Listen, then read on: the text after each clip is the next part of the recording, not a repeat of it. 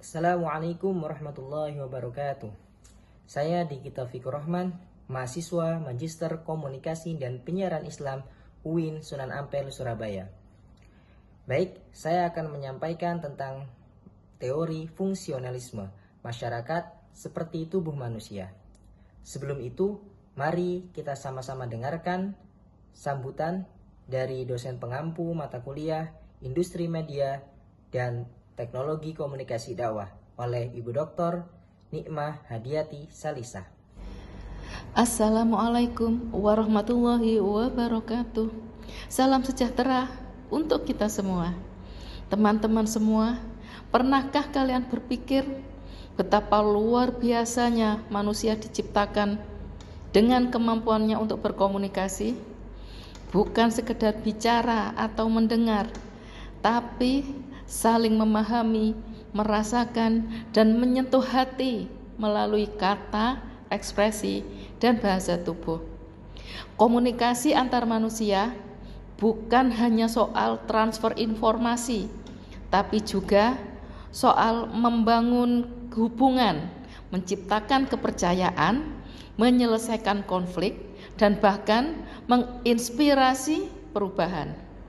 Dalam dunia yang semakin terhubung ini, kemampuan berkomunikasi secara efektif menjadi bekal utama kita sebagai individu, mahasiswa, calon profesional, dan bagian dari masyarakat. Melalui video edukasi ini, mahasiswa ilmu komunikasi mencoba mengangkat kembali pentingnya komunikasi antar manusia dengan cara yang segar, kreatif, dan relevan. Ini bukan sekedar tugas kuliah, tapi bentuk kontribusi nyata untuk membuka wawasan kita bersama. Kami percaya perubahan besar bisa dimulai dari hal-hal sederhana, seperti mendengar dengan empati, berbicara dengan hormat, dan menyampaikan pendapat tanpa menyakiti. Mari kita belajar, tumbuh, dan saling menginspirasi melalui komunikasi yang lebih manusiawi. Selamat menyaksikan, semoga bermanfaat dan membuka hati kita bersama. Salam komunikasi.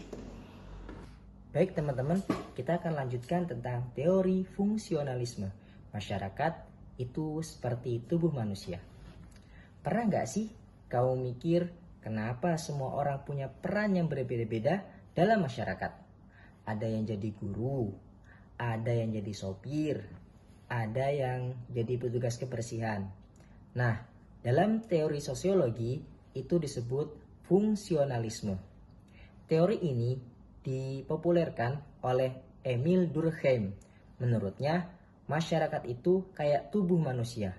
Setiap bagian punya fungsi tertentu yang saling mendukung. Kalau satu bagian gak berfungsi, yang lain bisa terganggu. Contoh gampangnya nih ya, bayangin kalau petugas sampah gak kerja seminggu aja, apa yang terjadi? Sampah numpuk, bau, penyakit menyebar. Nah, itu bukti pentingnya peran mereka. Begitu juga dengan RT, guru, ustadz, dan pedagang. Mereka semua punya fungsi sosial. Kalau semuanya berjalan baik, masyarakat jadi stabil dan harmonis. Fungsionalisme ngajarin kita buat menghargai semua peran sosial, sekecil apapun itu. Karena mereka berkontribusi pada keseimbangan sosial.